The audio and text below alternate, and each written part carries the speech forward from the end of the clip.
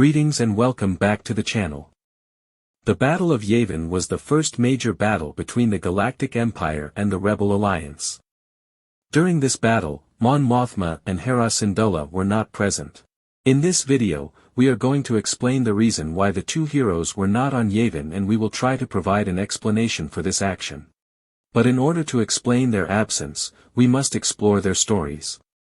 Mon Mothma, born in 48 BBY, was a senator from the planet Syndulla during the Republic era, and she retained her position during the Imperial era.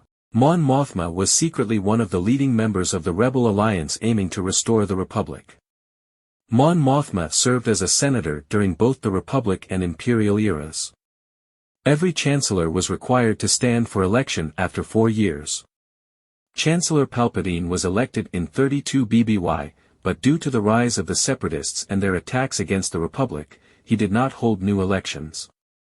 This, of course, was orchestrated by Darth Sidious as part of his plan to gain more power. When the Separatists attacked, Palpatine declared that he would receive emergency powers until the end of the war, which meant he would not hold elections until the Clone Wars concluded.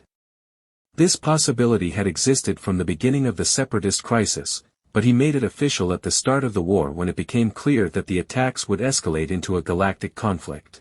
After Count Dooku's defeat at the Battle of Coruscant, the Separatists were weakened due to the loss of their leader. Although many Separatist forces remained, they were disorganized. The Jedi and several Republic senators demanded that Palpatine hold elections, but he refused, claiming that the Separatists needed to be fully defeated first. This led some members of the Republic to form the Delegation of the 2000, a group of senators who opposed Palpatine's stance and demanded elections. This group was an early stage of the rebellion, and Padme Amidala, Bail Organa, and Mon Mothma were among the leading members. 14 years later, Mon Mothma collaborated with a man named Luthen Rael. Luthen had many connections, and together they organized the first rebellious acts against the Empire. On the other hand, we have Hera Syndulla. Hera is the daughter of freedom fighter Cham Syndulla, who fought the Separatists during the Clone Wars and later opposed the Imperial forces on his home planet, Ryloth. Cham wanted to free Ryloth, but his focus was limited to his home planet. Hera, however, saw the bigger picture and left Ryloth to help save the entire galaxy. She believed that to defeat the Empire, all Imperial forces across the galaxy needed to be fought. So she left Ryloth, despite her father's objections. Hera participated in small rebel actions against the Empire, and on one of her missions on the planet Gorse, she met a Jedi named Kanan Jarrus. He became part of her crew, along with her droid C-110P, also known as Chopper. Over time, they were joined by a Lasat named Garazeb Zeb Aurelios, a Mandalorian girl named Sabine Wren, and a Force-sensitive boy from Lothal named Ezra Bridger.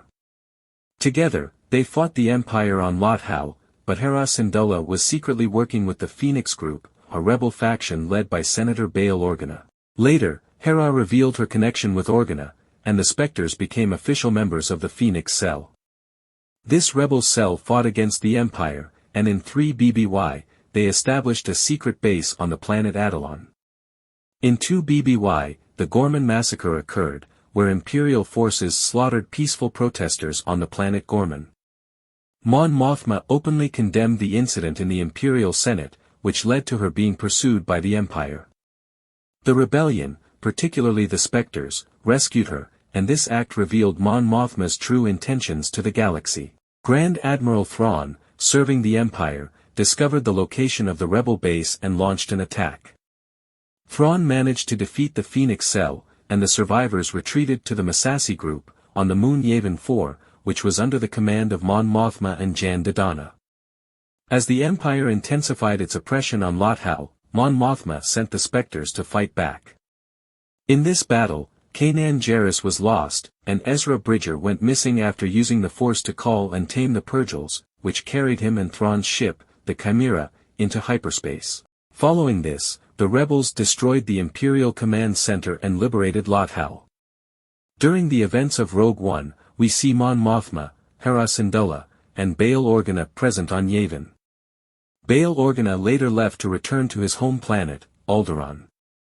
5 years later, in 0BBY, Obi-Wan Kenobi, Luke Skywalker, Han Solo, and Chewbacca went to the Death Star to rescue Princess Leia of Alderaan. After rescuing her, they returned to Yavin 4. However, the Empire had placed a tracker on the Millennium Falcon, which led them to the Rebel base. The Death Star arrived at Yavin and entered orbit round the planet to target the moon, Yavin 4. The rebellion held a briefing for their pilots, outlining their plan for the battle, and dispatched X-Wings and Y-Wings against the Death Star. Luke Skywalker successfully fired into the Death Star's reactor, destroying the station. Although many rebel leaders and members were present during this battle, Mon Mothma and Hera Syndulla were not seen. This might have been because they were sent to a safe location in case the rebellion was destroyed on Yavin, allowing them to rebuild with other surviving members. The rebellion likely wanted to spread their leadership to ensure survival if Yavin 4 was destroyed by the Empire. These leaders may have been present during the Battle of Yavin, but we did not see them in A New Hope.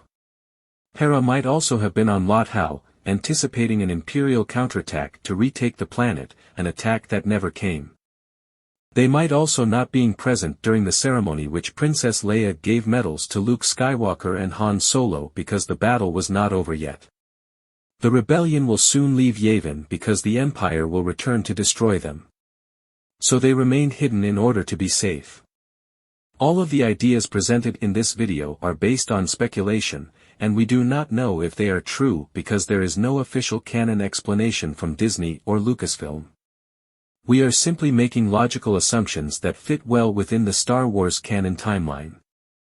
Thanks for watching this video, and don't forget to subscribe, like this video, hit the notifications bell, and follow me on Instagram and Facebook. Until the next video, may the Force be with you.